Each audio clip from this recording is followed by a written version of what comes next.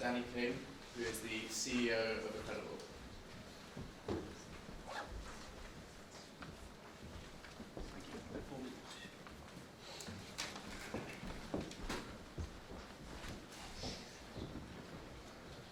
Hi everyone. So I'm Danny King, I'm the co-founder and CEO of Accredible. We're bringing certification into the information age. So we issue digital certificates for online and offline courses for companies like Google, Rosetta Stone, Kaplan University, Udacity. Is there a clicker?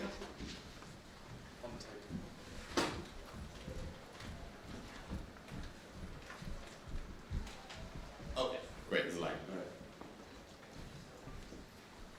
Yeah, so we issue digital certificates to bring them into the information age. And the reason why we think that's interesting is, the way we learn is evolving. It's getting so much cheaper and more flexible. We have so many different ways to learn now. Companies like Udacity are really innovating in terms of delivery methods of online education.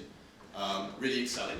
Companies like Flipkart are hiring Udacity nanodegree graduates without even looking at, their CV or their resume, just looking at their code samples, just based on the quality of that. Coding boot camps, online and offline courses. It's getting so much easier and cheaper to access education, and it's really evolving all around us. But the credentials that we get at the end of these courses, they haven't changed for hundreds of years. It's still just, a name and a grade on a piece of paper. And the problem with credentialing is, unfortunately, it doesn't scale to meet this really new, flexible way of learning that we're starting to see now. The way credentials work is that you go to a university or some prestigious institution, you go through a number of hoops, and they're pretty good hoops, and then if they feel comfortable, they'll lend their reputation to you. So your credentials, the currency, is actually the reputation of the place that you studied.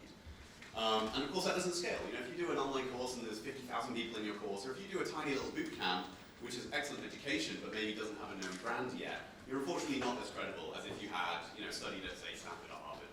So what we're doing is, we're building a new type of credential, where it doesn't matter how or where you've learned something, as long as you can prove that you've learned it, then you're credible. So the way it works is really simple. Each credential that we issue is a URL. We issue them on behalf of our customers. So we're a B2B company. We sell to just over 200 organizations at the moment. And they issue credentials through us, and with the credentialing infrastructure underpinning it all. So each certificate, it looks and feels like you've always had, the name, the grade, the institution, but you can then have this evidence portfolio attached to the bottom. And this is where the credibility comes from. So if you're a university, you leverage your brand like you always did. But if you're a coding bootcamp or an online course like Treehouse, another one of our customers, you can actually show the evidence of learning.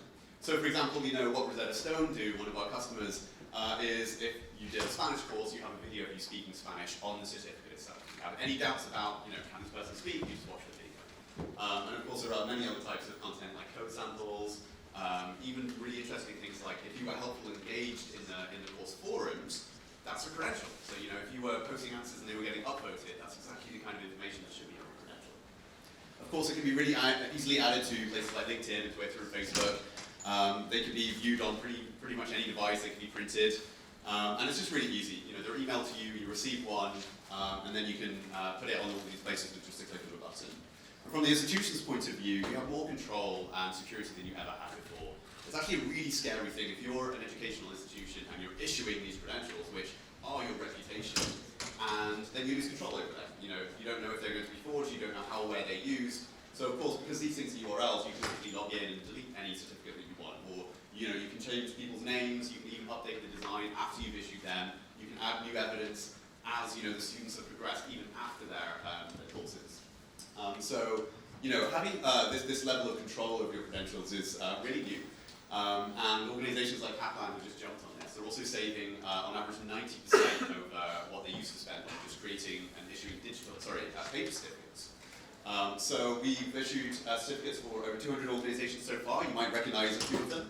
We've got lots of different types of organizations. There isn't really a pattern in the types that are interested in these digital credentials, but technology companies like Google or online courses like Udacity, more traditional sort of online universities like Kaplan University, including traditional universities. We even have the US Cheerleading Association. So any organization really that wants to issue certificates, we make it really cheap, really easy, and add this layer of credibility, regardless of how or where you live. So that's it, that's the pitch. Thanks very much. Really appreciate your time.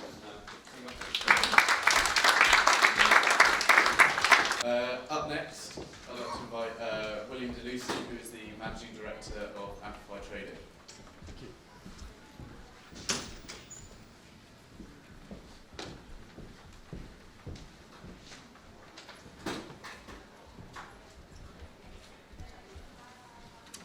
Okay, hello everybody. Thank you for giving me your time. A quick, short blast. Going through a couple of slides. Most of my content will be voice rather than on the slides. So Amplify Trading, let me tell you a bit about our company and what we do. We set up a trading firm in Canary Wharf back in 2008, and in order to build our firm, we needed to train new individuals on how financial markets actually work. I started as a bond trader after studying economics, and had quite a sharp shock in terms of what I spent 3 years learning wasn't exactly relevant to the job that I was going to be doing. So we started investing in a number of simulations and technologies to better build our team, and over the time, the more we spent on this technology, the more interesting it became. We then started to export this technology to the graduate and internship training programs of the world's largest financial institutions. So our technology gets used in the Bank of America Summer Graduate Program, HSBC, JP Morgan, Citigroup launched one of our apps. We've always been very focused in the financial industry as a whole. It was only recently that we thought, actually what we're doing here is helping these financial institutions build their new employees, giving them practical experience before they go into their day-to-day roles. What could be quite interesting is to deliver this at a university level before the student graduates, trying to help that student really apply what they've learned, or just introduce them to the world of financial markets. So we have a trading floor in London, right next to the Bank of England, where we have just over 30 guys trading our funds. It's a proprietary trading floor.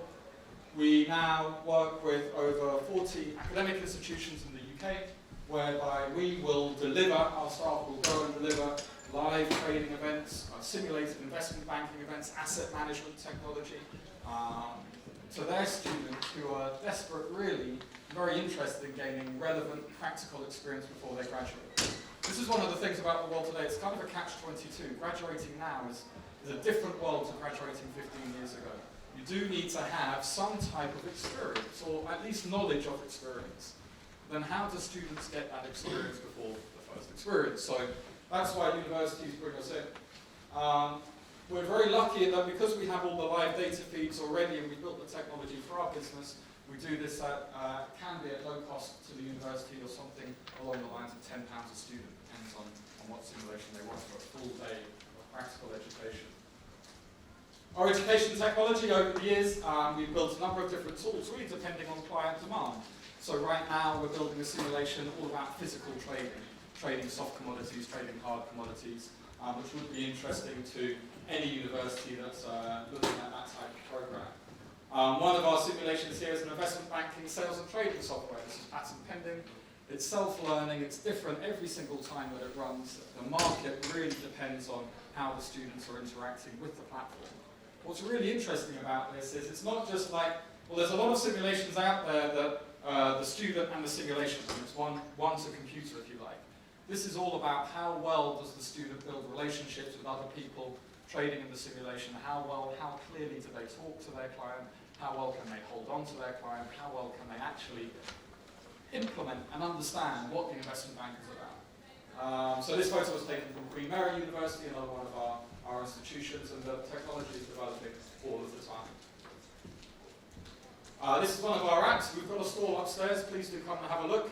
We've developed this really on a whim, based on the fact that very often I would be delivering a session at JP Morgan to a number of graduates through different backgrounds. And let's say if I was talking about Brexit, for example. Let's say if we were talking about Brexit today, and this was in 2 weeks' time, so Brexit or not had already happened.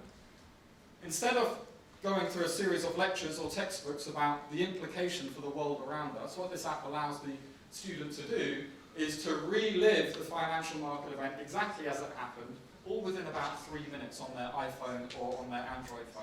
So you have a 1-minute video introduction. Why was the news yesterday important? So last night we had Janet Yellen speaking till 9 p.m. here. Why is what she said important for the world today? Here you can trade the event all in 1 minute. And now there's a video review of why what happened. And it logs the student's score, it logs their progress, and it's a really nice way to engage any student with the world around them. So that's the Retrader, the app. Let me give you an example about today's markets. Now I appreciate not everyone here is not from a finance background, so I won't delve too long in what I'm looking at here. A typical kind of session will talk about the equity markets of the world today on all-time highs, despite perhaps the fundamental concerns in our global economy. I'll talk to the students about the reasons why that's the case, and a big reason of why that's the case is low interest rates, free money. We'll go into that discussion. Only very briefly, we'll talk about super low liquidity, but let me give you an example of where this changes. So this is what the student will see on their screen after they've had a lecture from their economics teacher or during one of these practical events. They will be trading this event. What we have here is the equity markets on the left, the bond markets top right, the euro versus the dollar bottom right, and they would be trading this kind of event live. So during this event, we're having a central banker say that they're going to push more money into the financial system, lower interest rates. Now, I understand you're not all from a financial background, but a student interested in this world should really know what that means for bonds, currencies, and equities. So if we play the video, you'll see the type of environment that they're involved in.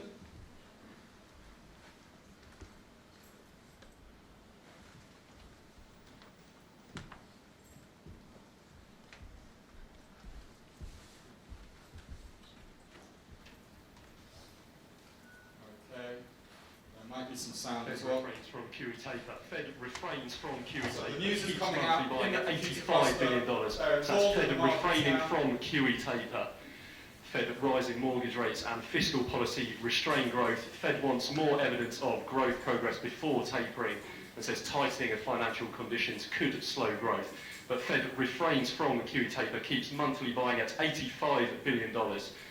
Fed officials see the first interest rate rise in 2016. So what this really shows to a student is, rather than reading the FT the day after the event, during this type of program or using this technology, they're involved with the event in real time. It's not delayed data at all, it's up to the second. If there are significant events that we would like the students to be involved in, they can, for example, use our app where all those events are recorded and they can engage specifically in those events. So it's a very exciting area for us. It's really, educational technology is something we fell into rather than really targeted. But it's become interesting as more and more business schools and universities, word of mouth we found was very important. The feedback for any of these sessions has been exceptional. The students are incredibly happy the fact they've got some practical experience, they've got to apply what they've been learning and enjoyed it at the same time. We've got a stall upstairs, Amplify Trading. If you can come by, I'll be happy to speak to you and show you some of our technology. Thank you very much. Up next, we have Jing Lu, who is the CEO of Black Country Atelier.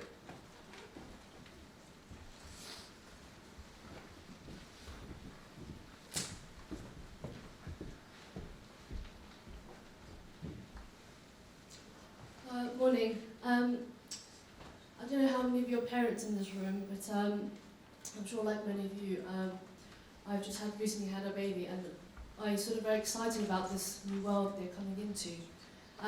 But also slightly afraid, not afraid, but I want them to be prepared for all the opportunities and excitement, all the technologies that we've been hearing about today. The problem is, though, that actually the schools and teachers aren't necessarily resourced or prepared to teach them those skills. And this is where BCA come in. We help build smart individuals for tomorrow's economy. How we actually do this, we've actually developed and tested and accredited our product now. And we provide accredited courses in 3D printing, in smart product design manufacture. So we very much focus on high value added skills around design, engineering, and manufacturing. Smart product is our unique qualification, and we're the first and still the only accredited course in the UK. We've heard a lot of so many exciting projects today, but what we're faced with in the education market, especially in the UK today, is it's still a very, very highly regulated industry. We've had our courses now accredited by the Office for Qualifications and approved by the Department for Education. What that means is that our courses now are approved for teaching in all secondary schools in England. We provide the schools a complete curriculum for our courses, and that's a blended learning platform with online courses and in-class material, and we find that that's actually a more successful way of implementing, having both online and in-class, and supporting the teachers to implement the courses. We also offer live teacher support, both online and in the class, to help teachers. We're very keen that not only does our course sound good, they actually implement it and stick in the schools. Our courses run from early Key Stage 3 in England, so effectively everything you see here is K-12, and we have 3D printing and smart product design, and we have other technology courses going through the approval process at the moment. So we can actually really follow the student through their careers all the way up to university. We very much believe in working with partners and making sure that they value what we do. We charge for all our products, and we have a complete solution for the schools to run the courses that also gives them league table points, which again is part of their technical criteria they have to meet. We sell our course content and assessment. We've got 20 schools signed up, and actually we're talking to many more starting now, ready for September. There's always a last minute rush before holidays start. We also sell long-term teacher training and CPD to implement our courses. And we also work with governments. We work with DFE to implement changes to the national curriculum in technology areas. So we were the training partner for the 3D printing in schools initiative 2 years ago. And we also develop our own technology kits, which are aligned with our course learning outcomes. We're very focused on making sure that students actually have a framework and they know what they're learning about, and that all the content and the kits are designed around that. Internationally, we've just started selling, working with partners, distributors abroad. We've been selling licenses for our content overseas.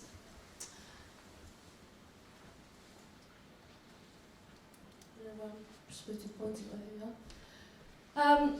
So where we are now is we've got, as we said, 20 schools signed up and paying for our courses. And our market in England is 3,500 secondary schools and colleges. And I think we're in a really interesting time, specifically in the English curriculum, which actually has we're very, very lucky that we're working in England, where the curriculum has a global influence, is that the Department of Education has changed many of the rules around what schools need to teach. So a lot of legacy courses and course providers who are phasing out courses because they've been relying on the same content for the past 20 years, teaching skills, and they've seen them as cash cows, really. And so a lot of that's changed. There's a big upheaval, really, in around what teachers can teach, and they're actively now looking for accredited new digital curriculum. And I think our leadership in this area and our partnerships have allowed us to leap ahead of that, but we don't take that for granted. We want to really build on where we are now and sign up as many schools as possible. And again, one of our targets for this upcoming year is we've started marketing, especially in the UAE, where we have pilot schools, and we're talking to local governments. And just going back to what I was saying, that we are very lucky that the English curriculum has a very strong appeal in many international markets. And we're talking with local partners there about translating and implementing our projects there. So effectively in our high-tech, high-value skill areas, we provide a complete curriculum solution for the schools, for the teachers, so they're confident of what to teach and how to teach it, and they have the material they need to do that. We're a startup, but we've gone through the pain. Our products are funded, they've been tested, they're paid for, and we are now actively looking for investors who want to join us, join our growth. I'm here today, so please do come find me, and I'll be happy to talk through some of our growth plans with you. That's it. So my name's Robbie Vigers, and I'm the commercial director from a company called LUMI. So my challenge in the next 5 minutes is to tell you who LUMI are, why we do what we do, what it is we do, how we do it, and when and where our clients use us. A little bit about LUMI. Founded in 2008, There's 160 employees split across 16 offices worldwide. About a third of that workforce are purely dedicated to product development, developing patent-backed EdTech products. In terms of funding, initially backed by a group of angel investors, in 2011, WPP took a 5% stake in the business. Our largest shareholder is a gentleman called Chris Morris. He's the founder of a company called Computershare. In fact, he's still their largest shareholder, and actually is a software billionaire.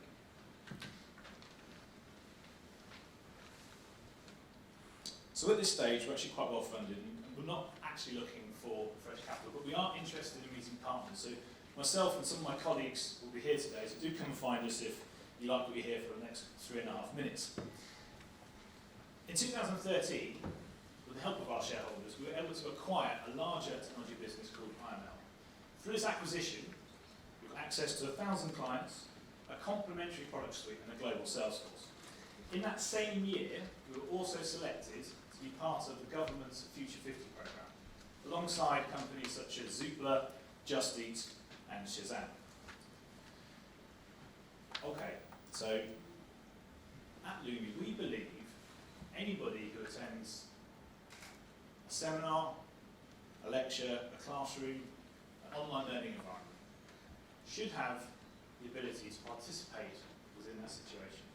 Be it ask a question, give an opinion, say they don't understand something, answer a problem. Now I know when I was at university, if I didn't understand something, I didn't put my hand up and say so. Now that was because I was scared of looking stupid in front of my peers. But in some countries, culturally, it's not something you do. So to help encourage this interaction between lecturer and student, we developed a product called Me2. Now Me2 is available on iOS, Android, and as a web client, and is accessed by the students during that situation on their smart devices or laptops. Using Me2, students can perhaps vote on a poll, held within PowerPoint, submit a question, ask a question to the teacher. Unfortunately, I don't have time to give you a demo of Me2, but the good news is you will be using Me2 throughout the day. So in certain sessions, you will be asked by the presenter to vote on polls and use it to submit questions for the Q&A. Now, we're not the only student response system in town. However, if you go online, download our free trial, you will see that we are indeed the best. So we launched Me2 this year in January.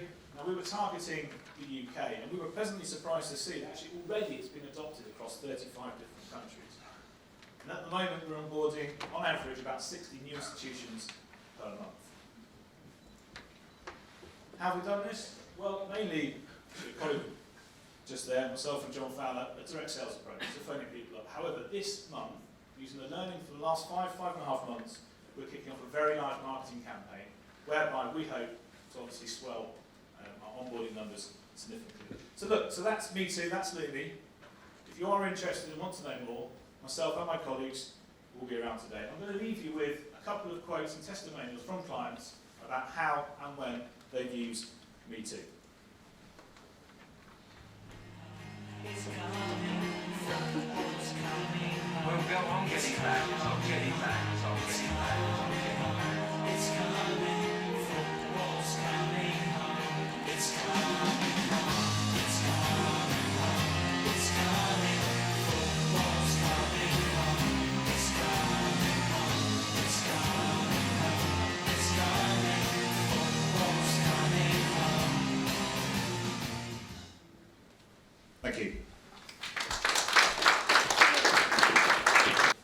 Up next, we have George and Anna, who are the CEO and Head of Business Development at Vimbox.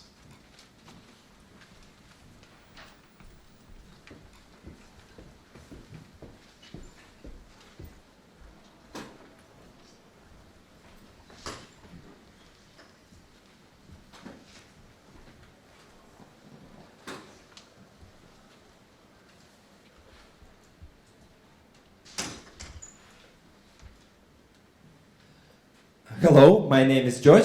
This is Anna. Today we will talk about how big data technology will help us to develop next generation education materials. So what is the problem there are thousands of methods of English language teaching, and teachers use all of them. But how can we really evaluate them and measure really user feedback about these materials? Ideal solution it is to get two groups of students and with the same initial circumstances and to apply one method for one group of students and another method for another group of students and check the difference in half a year, for example, in terms of grammar skills, in terms of speaking skills, and understand what method is better. But the problem with offline courses is that we can compare the final result, even though it will be difficult and expensive. But we cannot evaluate and measure everything and every step of real learning progress. We have done something the same as A/B test in marketing. Who knows about A/B test in marketing? Okay, we want to do the same with methods. So now we really can do. We created a Vimbox platform. It's online interactive education platform for language learning. And we tested it with 50,000 students, 420 teachers, and we delivered by now 360,000 lessons.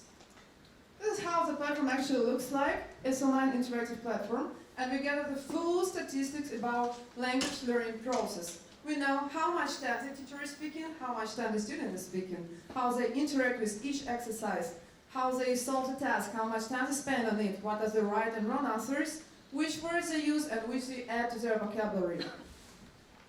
The platform works like Google Analytics for website. Using the platform, we can do a lot of A/B tests, test different hypotheses about how much exercise can we give to students, how much task have we give to students, etc. And so we can measure the efficiency and the engagement of different methods and compare them with each other.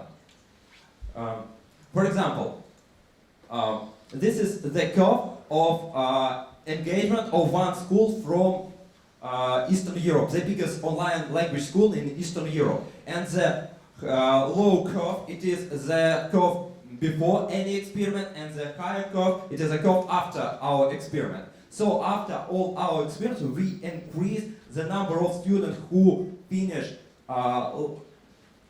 course from 35% to 55%. It is a huge success for us. But how we did it? We do different experiments, and one experiment was with homework. We wanted to test how long homework we have to give to students. And we do seven groups of students. To one group we give 10 minutes homework, to another 30 minutes homework, to another group 2 hour homework. And after half a year we compare all 7 groups, and we really understand that 40 minutes homework is the best. Because 10 minutes homework, it is very little for effective learning, and 2 hour homework, it is very exhausting for students. Right now we know that 40 minutes homework is the best. Another features, we started to test different features of product. For example, we tested mobile app where students can learn words between classes. And we really understand that mobile app increased student engagement on 80%. And for example, group classes increased engagement on 12%. And right now we can compare every feature, every product in terms of numbers, not in terms of personal view or personal attitude. Just a simple example, we all got used to traditional PNG pictures, but if we replace them with GIFs, we can see that students' engagement increased 4%, and in the end of the course, the students that use GIF pictures to memorize the words, they have learned 115 words more. So right now we wanted to work with big publisher, for example, with Collins publisher, to give them data about how students and teachers use material of this company. How do they do it? How do they learn English through their materials using our data? How is the future? Right now we have a tool for A/B test, for testing hypotheses. we want to test a lot of other hypotheses on this tool. For example, gamification. Right now, we have speech recognition technology in our platform, and we really understand what teacher and student talks during the class, what students' active and passive vocabulary. After that, we use it to personalize lesson plan. For example, based on student personal needs, student personal interest, student personal ability. Right now, we also working with, we want to work with Oxford University Press for giving them these data sets. Yes, and actually, is there anybody from Pearson Education here? We want to work with Pearson too. As a conclusion, by now, all methods was being created by teachers based on their personal view, based on their personal experience. But now, when we are sitting here, Facebook are doing more than 1,000 experiments in the same time with main Facebook page. They do more than 100 A/B tests. That's a lot of different hypotheses right now at the same time. And we want to do the same thing with methods. So, if by now it was personal attitude of the teacher, but right now we can develop methods by using big data, using data analytics, and we can increase the efficiency and engagement of every method step by step using testing different hypotheses. Well, is there any questions? Feel free to contact us here on coffee breaks and so on. Thank you very much. Thank you.